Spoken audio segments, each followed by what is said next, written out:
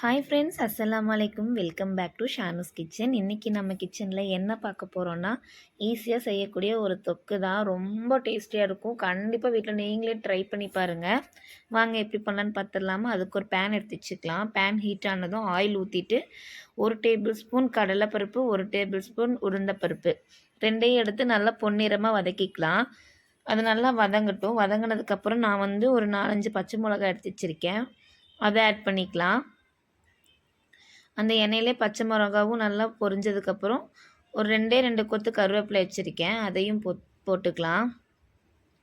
கருவேப்பிலை, பச்சை மிளகாலாம் நல்லா பொரிஞ்சதுமே ஒரு கைப்பிடி அளவுக்கு புதினா எடுத்து வச்சுருக்கேன். அதையும் ஆட் பண்ணிக்கலாம். புதினா, கருவேப்பிலை, பச்சை மிளகாலாம் நல்லா வதங்கட்டும். வதங்கினதுக்கப்புறம் நான் கொஞ்சம் பெரிய வெங்காயம் கட் பண்ணி வச்சுருக்கேன். அது போட்டுக்கலாம்.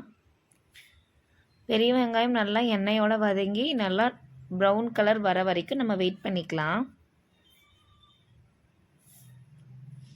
நல்லா வதங்கட்டும்.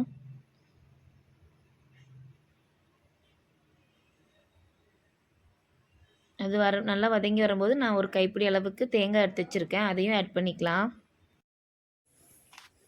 தேங்காயும் நல்லா வதங்கட்டும். இதெல்லாம் நல்லா வதங்கி வரும்போது நான் ஒரு சின்ன நெல்லிக்காய் சைஸ் புளி எடுத்திருக்கேன். அதையும் ஆட் பண்ணிக்கலாம். புளி சேர்க்கும் போது அது கொஞ்சம் கெட்டு போகாமல் இருக்கும். நல்லா டேஸ்ட் கொடுக்கும் அதுக்கு. இது வந்து காரம், புளிப்பு அந்த மாதிரி சூப்பராக இருக்கும். டேஸ்ட் வைஸ் சூப்பராக இருக்கும். ட்ரை பண்ணி பாருங்கள். சுட சுட சாப்பாடு செஞ்சு நம்ம போட்டு சாப்பிட்டோம்னா சூப்பராக இருக்கும்.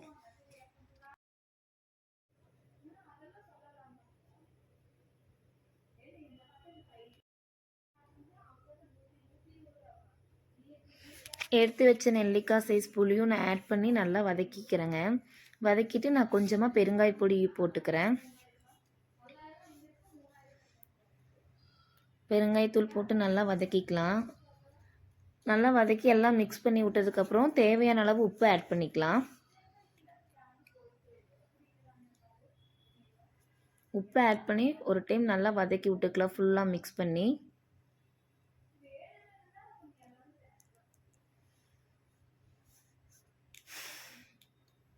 பாருங்கள். ஃபுல்லாக ரெடி ஆயிடுச்சு. நம்ம போட்ட எல்லா இன்க்ரீடியன்ஸுமே நல்லா வதங்கிடுச்சு. இதை நம்ம வந்து நல்லா ஆற வச்சு மிக்ஸி ஜாரில் சேர்த்துக்கலாம். மிக்ஸி ஜாரில் சேர்த்து கொஞ்சமாக தண்ணி ஊற்றி நல்லா கெட்டியான பதத்துக்கு அரைச்சிட்டு வந்துக்கலாம்.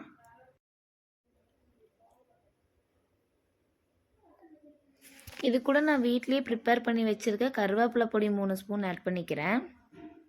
உங்களுக்கு அந்த ரெசிபி வேணுன்னா கமெண்ட் பாக்ஸில் சொல்லுங்கள். அதையும் ஒரு வீடியோவாக போடுறேன். வாங்க நம்ம மையம் அரைச்சி எடுத்துகிட்டு வந்துடலாம். அரைச்சாச்சு. இப்போ அதே பேனில் கொஞ்சமாக வந்துட்டு ஆயில் ஊற்றிக்கலாம். நான் நல்லெண்ணெய் தான் யூஸ் பண்ணியிருக்கேன். இந்த மாதிரி தொக்கு ஐட்டங்களுக்கு வந்து நல்லெண்ணெய் தான் டேஸ்ட் கொடுக்கும். நீங்களும் நல்லெண்ணெயை ட்ரை பண்ணுங்கள். நல்லா பாருங்கள் எவ்வளோ கெட்டியாக அரைச்சிட்டு வந்திருக்கேன்ட்டு. இதை நல்லா வதக்கிக்கலாம். நம்ம இது எப்படி தெரிஞ்சுன்னு நம்ம நல்லா சுருண்டு வர அளவுக்கு நம்ம வதக்கிக்கலாம். நல்லா கலர் சேஞ்ச் ஆகி சுருண்டு வரணும். அதுதான் நம்மளோட பக்குவம்.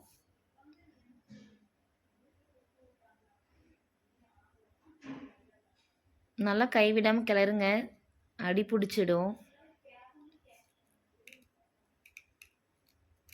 பாருங்கள் இப்போ கெட்டியாயிட்டே வருது.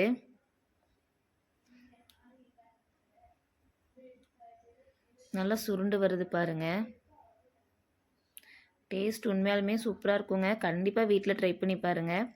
நல்லா கலர் சேஞ்ச் ஆகி நல்லா சுருண்டு நல்லா பாருங்கள் எப்படி இருக்குன்னு.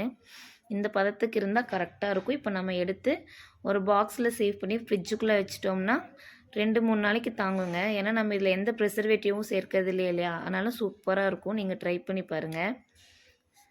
சுட சுட சாதம் வச்சு அது கூட நம்ம செஞ்ச இந்த தொக்கு எடுத்து போட்டு சும்மா பெரட்டி சாப்பிட்டோம்னா அப்படி இருக்கும். கண்டிப்பாக வீட்டில் ட்ரை பண்ணி பாருங்கள்.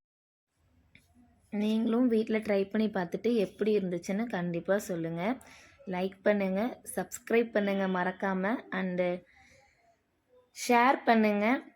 தேங்க்யூ ஃபார் வாட்சிங் மை வீடியோ. அஸ்ஸலாமு அலைக்கும் ஃப்ரெண்ட்ஸ். பாய்.